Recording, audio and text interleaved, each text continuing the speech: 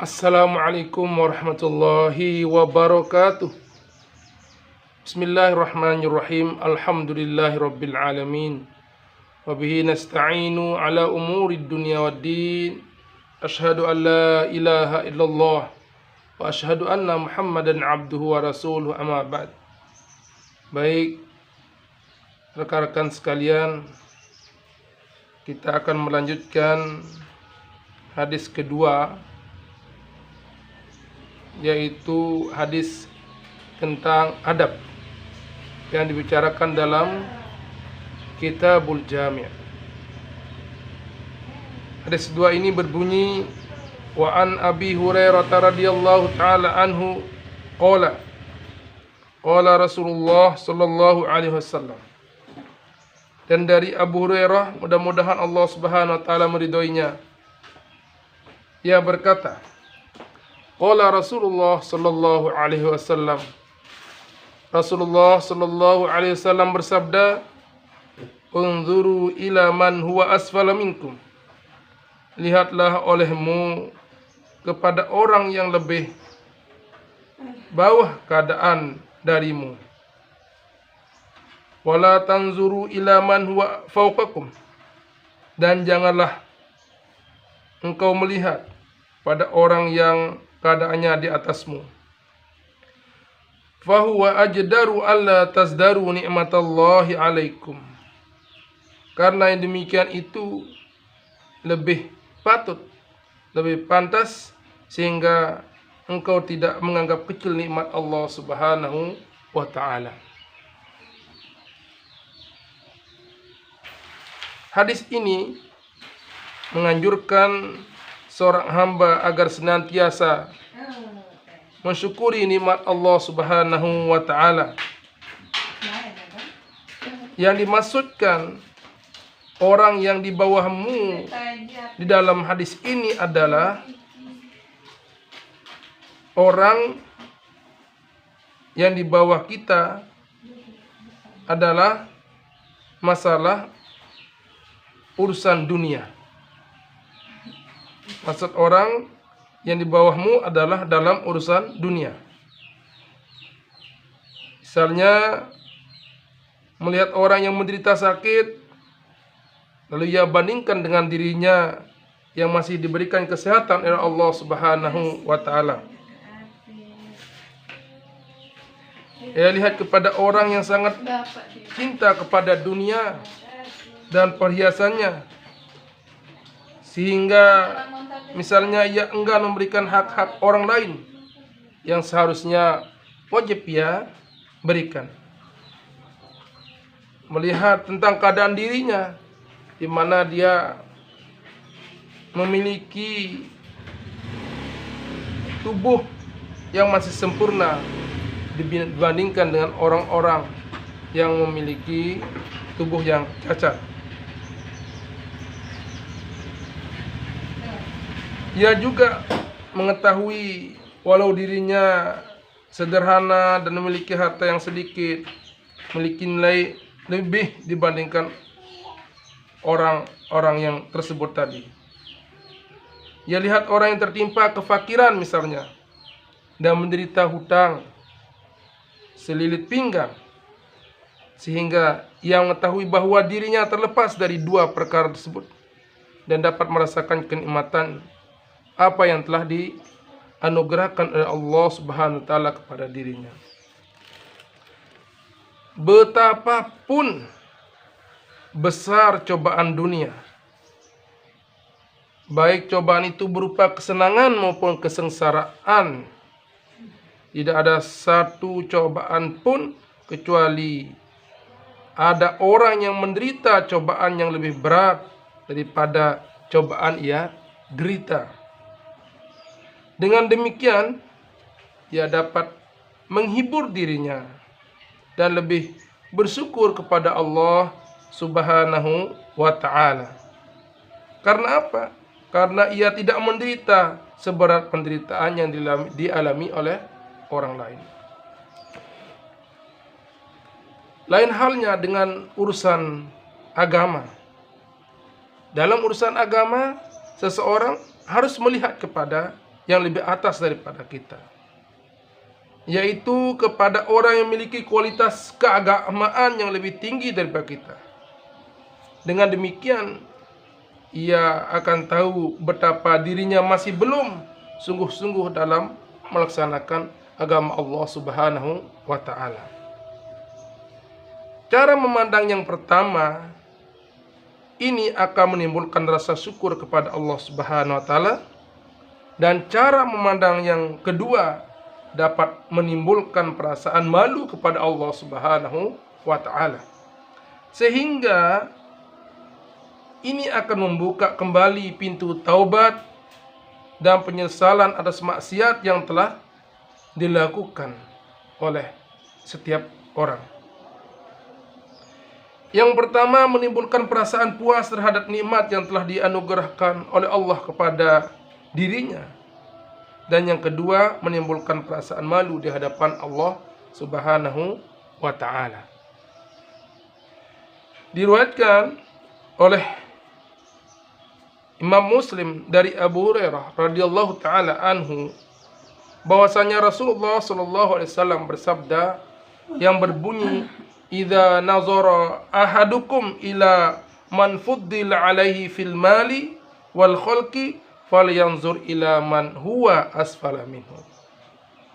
Idza nazara ahadukum, apabila seseorang itu melihat kepada orang yang diberikan nikmat, diberikan kelebihan Allah Subhanahu wa Ta'ala fil mali, terhadap harta, wal khalqi, dan ciptaannya, falyanzur ila man huwa asfala minhu, maka hendaklah dia melihat orang yang berada di bawahnya.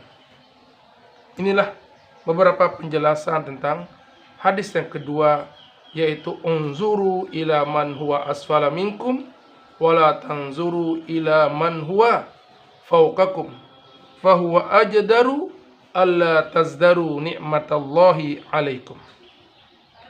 Kemudian hadis yang ketiga,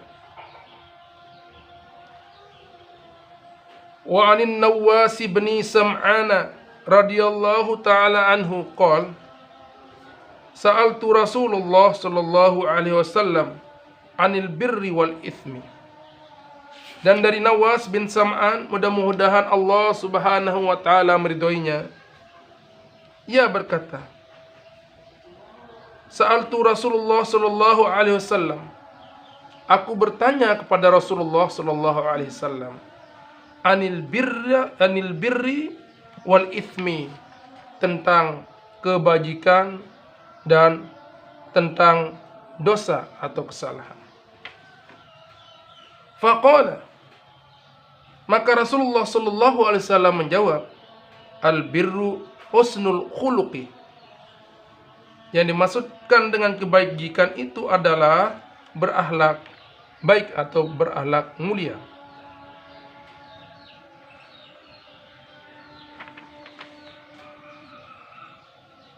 Wal ithmu, dan yang dimaksudkan dengan dosa itu adalah ma haka fi sodrika wa karihta ayattala'a alaihi an-nasu. Yang dimaksudkan al-ithmu ma haka, apa saja yang mengganjal di dalam fi sodrika, dalam dadamu, dalam hatimu, wa karihta ayattala'a alaihi an-nas, dan dia tidak suka terhadap hal tersebut jika orang lain mengetahuinya.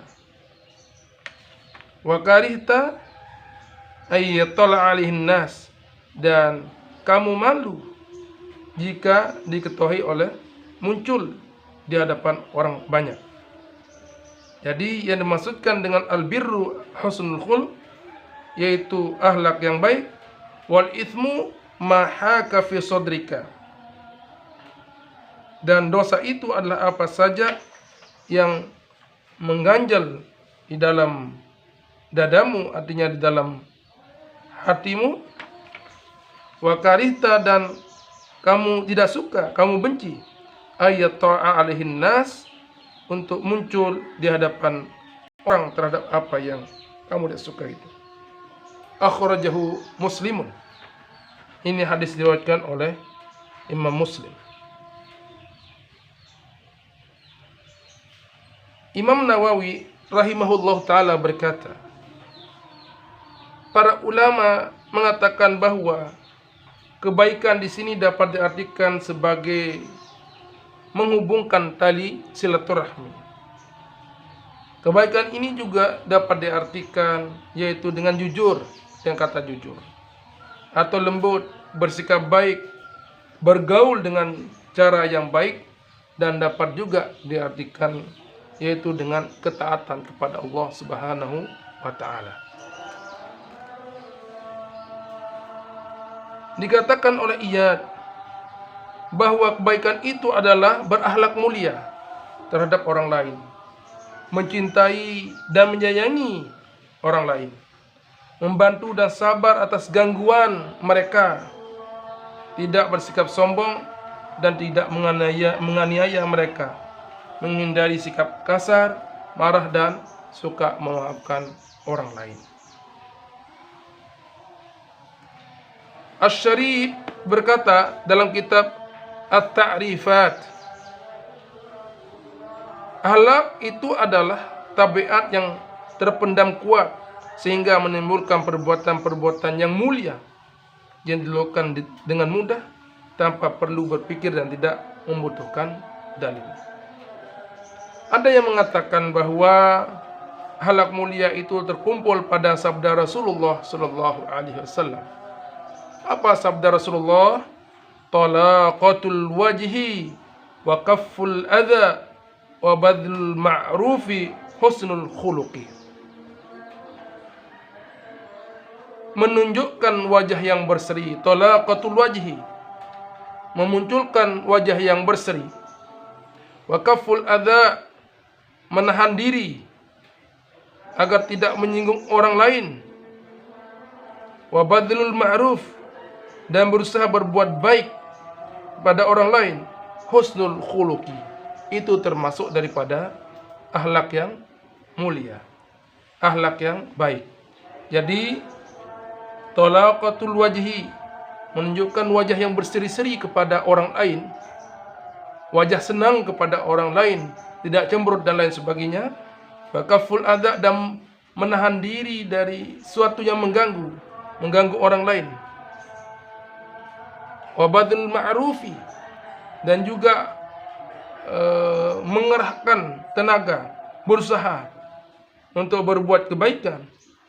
Husnul khuluqi, itu semuanya termasuk ke dalam akhlak yang baik.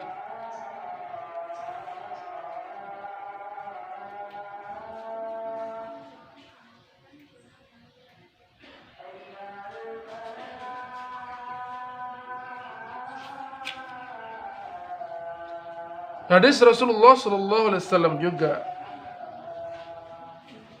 menjelaskan, da' ma yaribuka ila ma la yaribuk, tinggalkan apa saja yang engkau ragukan dan kerjakan apa-apa yang engkau tidak ragukan. Da' ma yaribuka, tinggalkan apa yang meragukan, ila ma la yaribuka, terhadap apa-apa yang tidak meragukan.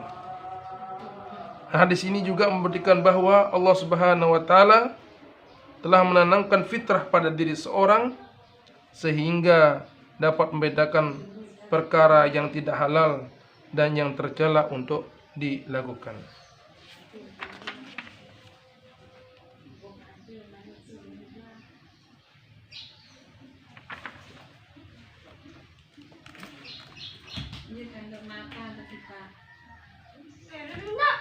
Kita masuk ke hadis yang keempat.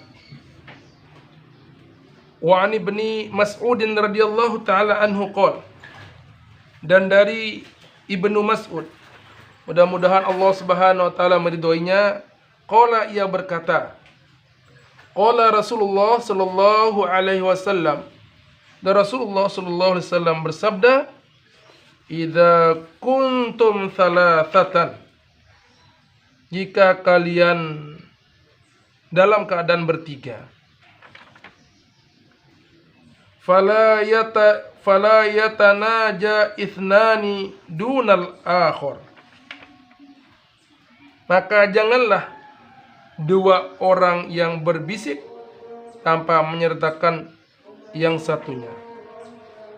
Fala yatanaja ithnani, janganlah dua orang yang berbisik-bisik, dunal akhar, bukan yang lain, artinya tanpa mengajak yang satunya. Hatta takhtalitu bin nasi, sehingga kalian itu bercampur, bergabung dengan orang-orang. Hatta takhtalitu, sehingga kalian itu bergabung, bercampur, bin nasi, dengan orang-orang. Min ajli anna dzalika yukhzinuhu, karena min ajli anna dzalika, karena yang demikian itu yuhzinuhu, dapat membuatnya bersedih. Jadi jika kalian bertiga, maka janganlah dua orang berbisik tanpa menyertakan yang satunya, sampai kalian bergabung dengan orang-orang, karena orang yang demikian itu dapat membuatnya menjadi sedih. Nah, hadis ini menunjukkan bahwa apabila ada tiga orang, maka yang dua dilarang untuk berbisik tanpa mengikut sertakan yang ketiga. Bila ada dua orang harus, kemudian ada yang satunya, dia bertiga misalnya, kemudian dua orang yang berkumpul, tidak boleh berbisik-bisik tanpa mengikutkan orang yang ketiga. Namun apabila mereka lebih dari tiga orang, maka itu tidak mengapa kalau yang dua berbisik, karena pada kondisi seperti ini tidak ada lagi alasan untuk tidak dibolehkannya, yaitu akan timbul perasaan sedih. Karena apa? Karena terasing sendirian dan memberikan kesan bahwa ia tidak layak untuk mendengar khasiat tersebut, atau mungkin akan timbul prasangka yang bukan-bukan bahwa dirinya lah yang sedang dibicarakan. Ini dikhawatirkan, sehingga apabila ada tiga orang, kemudian dua yang berbisik, yang satunya tidak, nanti akan menimbulkan hal-hal yang tidak diinginkan oleh orang yang tidak diajak tadi. Jadi apabila mereka berempat, maka hal-hal seperti ini dapat dihindari, dan dua orang dari mereka tidak terlarang berbisik karena alasan larangannya sudah tidak ada. Memang zahir hadis ini menunjukkan bahwa hukum larangan tersebut bersifat umum, baik ketika mukim menetap maupun di saat dia melakukan perjalanan.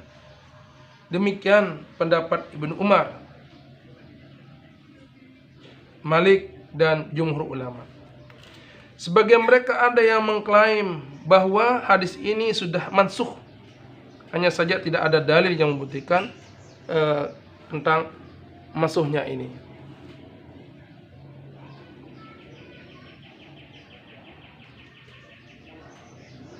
Diriwayatkan oleh Abu Hatim dari Muqatil bin Hibban, ia berkata, pernah terjadi perjanjian damai antara orang Yahudi dan Nabi SAW. Jika ada sahabat Rasulullah SAW yang melintas, mereka duduk dan saling berbisik di antara mereka, sehingga seorang mukmin mengira bahwa mereka berencana untuk membunuhnya atau melakukan sesuatu yang tidak ia inginkan. Apabila seorang mukmin melihat mereka, muncul perasaan khawatir dan melintas dari jalan lain, hingga akhirnya Nabi SAW melarang orang-orang Yahudi untuk berbisik-bisik. Namun orang-orang Yahudi tidak mengindahkan larangan Rasulullah Sallallahu Alaihi Wasallam. Maka dengan kejadian ini, turunlah firman Allah Subhanahu wa taala, alam taro ilal ladzina nuhu anin najwa. Apakah tidak kamu perhatikan orang-orang yang telah dilarang mengadakan pembicaraan yang berbentuk rahasia? Ini terdapat dalam Al-Quran Al-Mujadilah ayat 8. Demikian yang dapat saya sampaikan pada pertemuan kali ini. Semoga ada manfaat bagi kita semuanya. Mohon maaf bila ada salah dan khilaf. Wabillahi taufik wal hidayah. Assalamualaikum warahmatullahi wabarakatuh.